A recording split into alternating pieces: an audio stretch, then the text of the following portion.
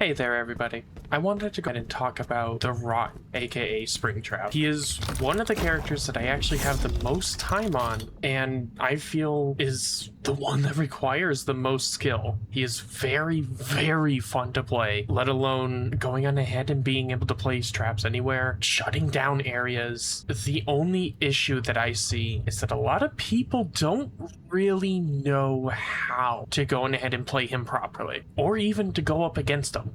So the entire point of this video is to go on ahead, help people out, whether you're new, whether you're experienced, and just help people out in general. I'm not here to go on ahead and tell you how to play.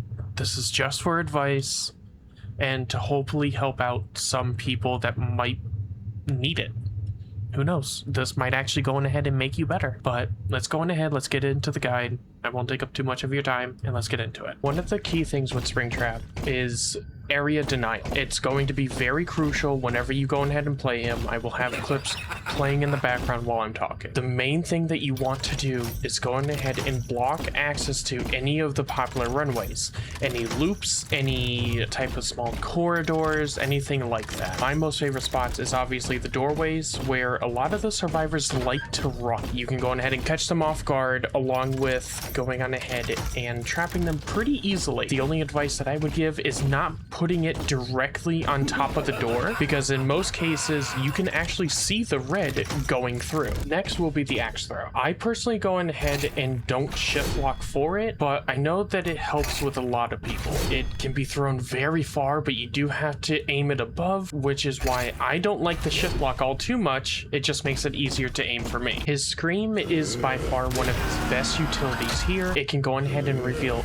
anybody, and I mean anybody on the map. It goes on ahead and varies on distance though. The farther you are, the less you get blinded, but the closer you are, the more blindness that you get, meaning your screen will be darker. As you can see, his axe can actually go on ahead and go through a lot of the smaller corridors, and his traps actually have a aura reading where you could see them through walls that they go on ahead and get trapped. What you want to do is go on ahead and utilize that to your convenience, where if you go on ahead and lose track of them but they step in your trap, you know exactly where they are. That's why I go ahead and recommend that you put them near doors, small pathways, even going on ahead in the pizza complex where the security room is all the way down at the end of the hall, and they're back there thinking, oh man, he can't go on ahead and get me now. Place a trap, then go to the other side and place another trap immediately. Since his traps are indefinite, they can't get out anymore. The only exception would be Technician. Technician can go on ahead and teleport past his traps. I've made a short about it if you want to go on ahead and see it. I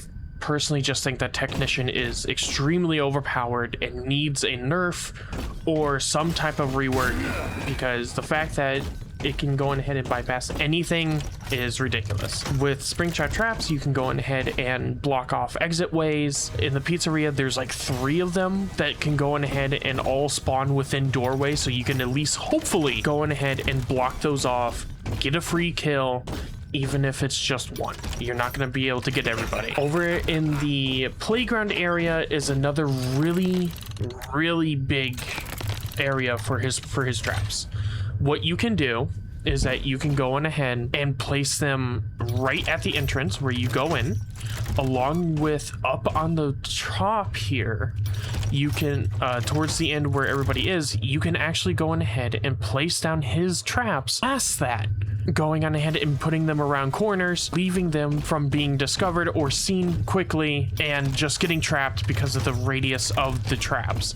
Another good spot is with the ball pit. They can't see the traps at all. They just completely disappear. There's no red in them whatsoever, and there's only 2 ways for them to exit out of that ball pit, and that is both of the ramps. They can't get in or out from the other sides.